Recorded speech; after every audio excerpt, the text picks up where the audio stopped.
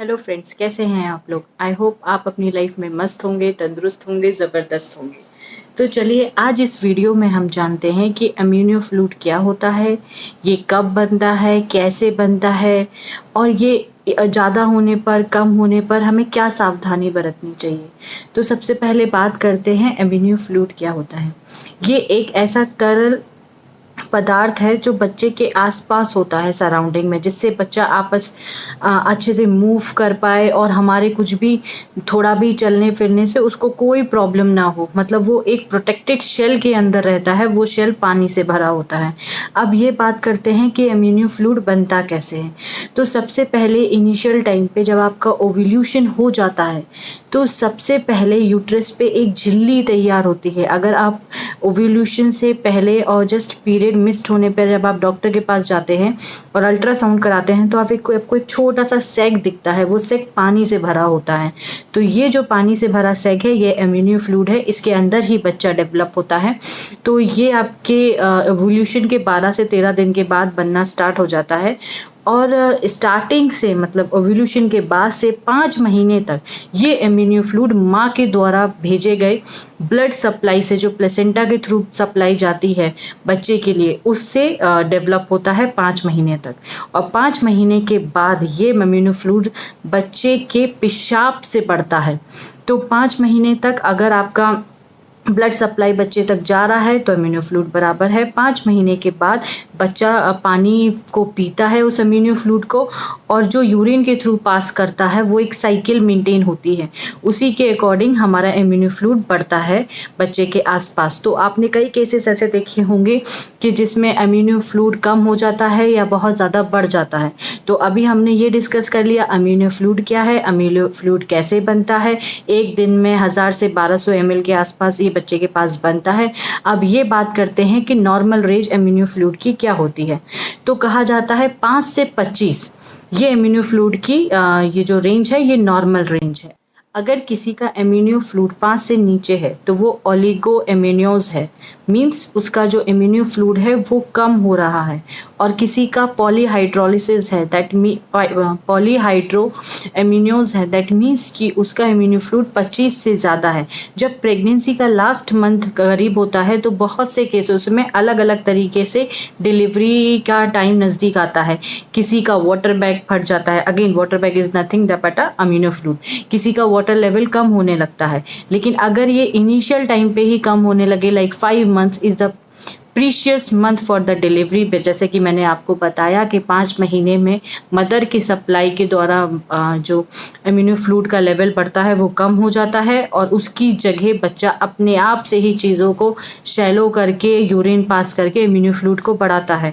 तो अगर ये स्टार्टिंग के लेवल पे कम होता है तो आपको ये चीज़ डॉक्टर को दिखाने की ज़रूरत है, वो आपको कुछ मेडिकेशन दे सकते हैं। मैं एक चीज़ ये क्लियर कर दूं कि आपके ज़्यादा पानी पीने से या आपके नारियल पानी पीने से इम्यूनो फ्लूइड नहीं बढ़ता। मैंने दोनों कंडीशंस बता दी।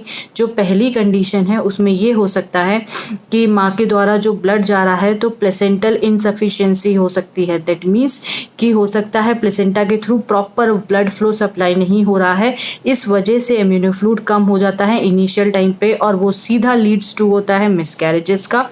इस पे मैं एक सेपरेट वीडियो बनाऊंगी क्योंकि ये मेरा खुद का एक पर्सनल एक्सपीरियंस है, गंदा सैड एक्सपीरियंस है। और जो दूसरा केस होता है उसमें ये बोला जाता है कि अगर 5 महीने के बाद अगर आपका इम्यूनो फ्लूइड अचानक से ड्रॉप हो रहा है week by week, that means बच्चे की किडनी में कोई प्रॉब्लम है। बच्चा जो सिक्रिएशंस को जिसको उसको शैलो करना है, पीना है और यूरिनेट करना है, दैट मीन्स या तो उसके शैलो करने में प्रॉब्लम हो रही है या उसको यूरिनेट करने में, मतलब उसका किडनी ठीक से फंक्शनिंग नहीं कर रही है। इस केसेस में भी जो इम्यूनो फ्लूइड है वो कम हो जाता है। अब वो कंडीशंस डिस्कस करते हैं कि किस केस में हमारा इम्यूनो फ्लूइड ज़रूरत से ज़्यादा बढ़ता है।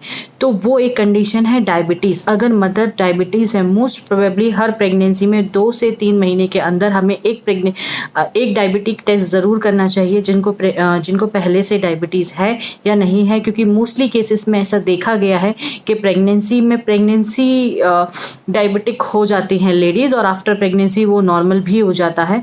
तो जो प्रेगनेंसी में डायबिटीज़, हमारा जो शुगर लेवल बढ़ता है, उसकी वजह से शुगर लेवल बढ़ने से जो हमारे बेबीज़ के आसपास का फ्लूइड है वो ज़्यादा बढ़ जाता है।